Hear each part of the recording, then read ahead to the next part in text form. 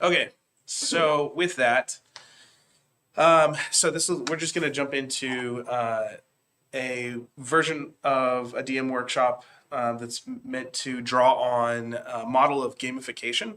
And so this is actually something where people have seen what works in games and taken it into real life. And so we're kind of letting it, art imitating life, imitating art, reflect back into the gaming world to help us be better game designers, game masters, dungeon masters.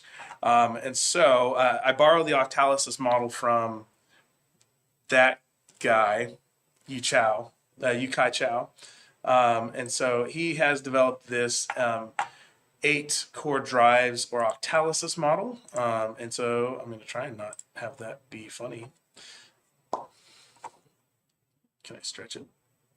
And so the 8 core drives, as far as they go, are those. Just make sure that's readable. Okay, cool. So with the 8 core drives are basically he did studies in gamification, psychology, marketing, that sort of thing. And with each of these, he has drawn from multidisciplinary scholarship to say, here are the things that motivate people. And so we can use these when we're thinking through how we design an encounter, a game, when we're setting players up to get to enjoy themselves as we're thinking about adventure. And so when we're designing these sorts of things, we've got these 8 core drives. And so I'm not going to go through all of them, but right away. And so we'll basically be taking the next few weeks, an hour of time before each session, normal gaming session, to dig into one of these core drives, 1 or 2, depending on how fast it goes. So if we look at, just as an example, so we've got things like epic, meaning, and calling. And so if we're looking into what that means for someone in a game, especially for D&D, we can say what is the epic meaning or calling that we set up for the characters in the game, and then also, is there some way that we can make it feel like there's an epic meaning and calling to playing around the table together for the players as well. So every one of these questions can be asked about player motivation as much as they can character motivation, because one of the big tropes on and subreddits is like keeping your players around the table. What's the number one challenge any D&D campaigns ever come up against? Scheduling, right? That sort of thing. So if we can learn how to motivate players to be at the table because they find some sort of larger vision for the game, well, then that's fine too. And it's actually it can be kind of funny to think through D&D horror stories of like, when did a DM try and establish like loss avoidance or some sort of negative, like you show up late, you have to bring snacks, or you show up late and your character gets penalized or something like that. So some not fun ways to do it. But there are all these things. So just as a bit of taste for it, if we think about epic meaning and calling, this is a drive that is looking at if it's the character helping player characters be part of something bigger than themselves. And thinking in this way, we want to make sure we balance some things out. So we are going to intentionally, as I go through these different core drives, lean hard into them. That doesn't mean that in game we're not trying to balance a variety. It's like not everything in the game can be about all of one core drive. So if we say epic meaning and calling, it means that the character, that the players' characters are bought into the world, and they're bought into some sort of mission that makes them feel like what the characters' actions are in the game matter for the big picture of the world. And so this would be like, this is one of the reasons why when you have town leaders or princes and princesses like get characters on a mission because the world could end, like that's epic meaning and calling. It brings massive value to what's happening in the game. And there are some players who really, they want a game like this. They want a game they can play that has characters doing superhero style things, saving the world, feeling like the things their characters do matter.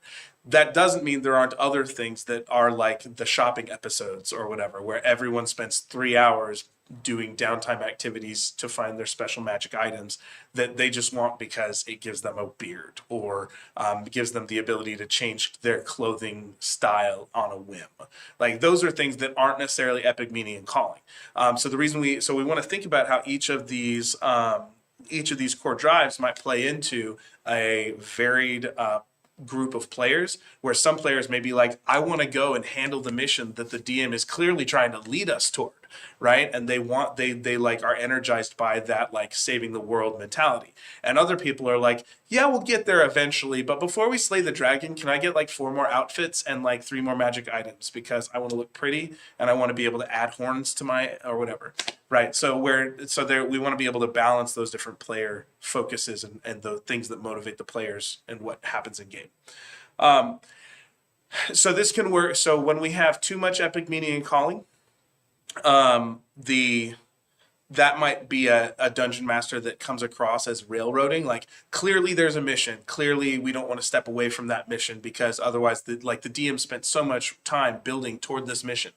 And so if we lean too hard into epic meaning and calling and don't balance it around the table, sometimes we get this very clear story arc that sometimes players don't respond to. The opposite side is if it doesn't feel like there's any epic meaning or calling, then it's like, why are we killing all these goblins randomly? You know, why does it matter if the children were kidnapped? You know, like, you know, if you're spending a lot of time on like the auxiliary parts of the game, like even if someone was enjoying that for a little bit, if that goes on for hours and hours and it feels like the game isn't kind of progressing or has a purpose, sometimes that can leave players with a little bit of more of a sense that like it's not really worth coming back because we were just kind of messing around. And so you always want to have a little bit of epic meaning and calling to the game, and it is a tough thing to balance. But keeping an eye on each of these core drives, digging into them individually, that sort of thing, is what we're going to try and do and say, what does this look like in the game? So I've just tossed out a couple examples for just one of these, just as a place to work through. But there's development and accomplishment, which is kind of like the leveling system of D&D. There's empowerment, creativity, and feedback. And this is like when I do something in game, I feel like my character has agency, that there's a response, that I'm empowered to do something. And that's one of those things where if you have someone who rolls low multiple times, where a DM might make the choice to let the character, like the character is trying so hard that they should get something back.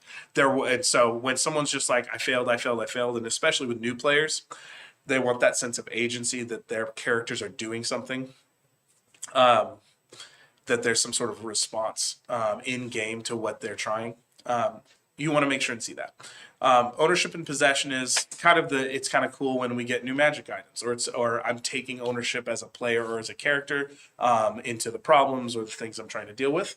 Social influence and relatedness means that I'm getting engaged with the NPCs. My characters are connecting with the NPCs, or as a player, I'm being influenced by the other people around the table. We're building a culture together, and so this could be a good thing or it could be a bad thing, where people are motivated to lean into what the rest of the party wants, so everybody stays together, don't split the party, right? But other times it could be one person has a really good idea that could lead to some really fun adventure, but they're kind of being ignored while the other party does the shopping episode or something. And so we want to be thinking about that. So these are some of the fun things we'll discuss over the next few weeks.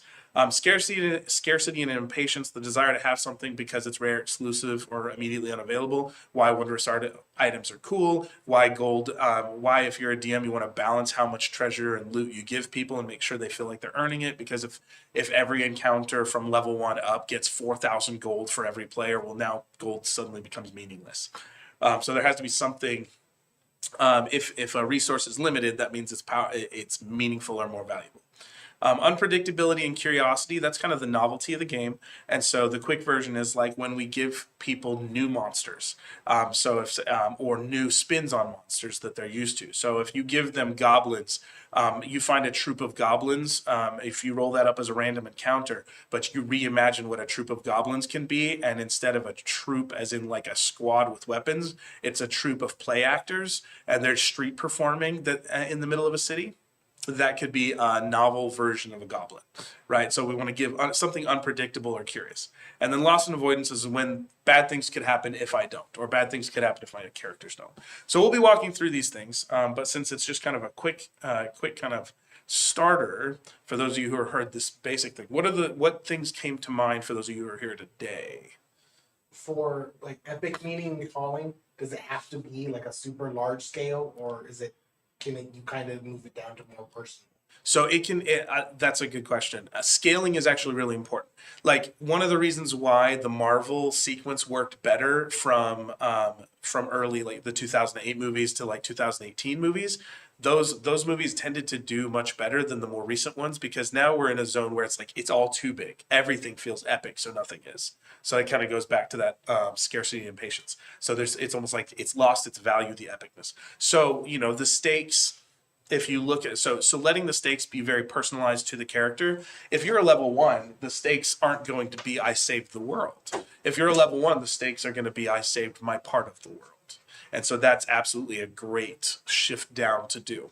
If you're a level 1, what's the epic thing your character can do at level 1 or that a DM can set up for your players to do? And so is it save the town from a poisoned well? Is it find a kidnapped child? Is it stop the bandits on the road? Like that's having a bigger vision for the life of that character, something beyond themselves. So yeah, that's a great question. What other questions do we have as we think about these things? What if the players are the kinds of players that don't want to do the small missions, they want to get straight into something, but you're trying to lead them to it over time? So if they're players who don't want to do the small missions, they want to get to the big mission. So give me a little more context so I can answer better. Like, they're just living in a town right now, and the players tried splitting up, and they're just trying to find what the big mission is instead of doing the small ones to get information on a bigger mission. Well, that's where it can. So, which core drive would that be? So it's one of they're kind of leaning too much into epic meaning, like they want to they're like skipping the pieces along the way. Well, that would be, we'd want to lean into development and accomplishment. We'd also want to, like, if they're being active, engaged players, but they're not doing what you want them to do, that's totally fine. What you want, so then the core drives, so they're taking ownership and possession of the story, which is actually really good. That's an engaging core drive. And so if they're saying, if you're trying to present like, here's an NPC who seems a little mysterious, and they're like, that's nice, but I want to go talk to this person. If it's like, oh no, you've come across a dead body in an alley and it looks strangely, petrified or whatever, then, it's like, and they're like, well, that's weird. We should just tell the police about the local town guards and then move on. Well, they're engaging, but they're moving on. And so there's something that isn't triggering about that encounter. And so, sometimes the plot hooks aren't as obvious as they need to be. And then other times it's it's being responsive to what the players are giving you. So if they are taking ownership and the path you're trying to show them, like with the blinky lights and the air traffic controllers and everything, they're just saying nope to. Well, there are a couple ways. You can just do a drastic shift. If the thing they want to do is go hang out at a makeup salon equivalent in the in-world, and then what you do is you make the adventure happen there. So if it seems like they're not really into the more standard like fights or plot hooks, then let them go where they want to go. And one of the things in the Candlekeep Mysteries that I thought was really cool is it's a book that leads to like a beauty salon. And the beauty salon has been was started by a really cool person, but then it kind of got corrupted. And so now it's all about money and outward appearances and stuff like that. So it takes a day in the spa before players realize that this weird thing is happening. And so if we're thinking through that mission ends up becoming more focused on, we can use that scenario that's closer fitting to what the players were leaning toward to create tension and create a different amount of suspense in a different direction. You could still have the same big bad guy at the end, but the plot hook now becomes like this underlying sinister thing inside a salon rather than the obvious petrified body in an alley or something like that. Does that make sense?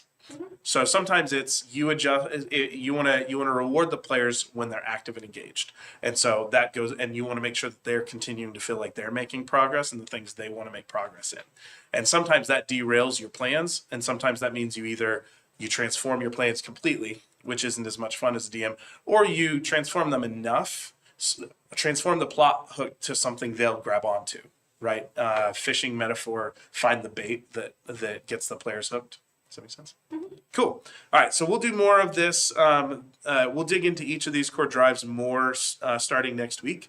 But this is just kind of that starter thing. I wanted to get us moving on the 8 core drives, and we'll dig into 1 or 2 a week at a session during our before our normal Monday and Thursday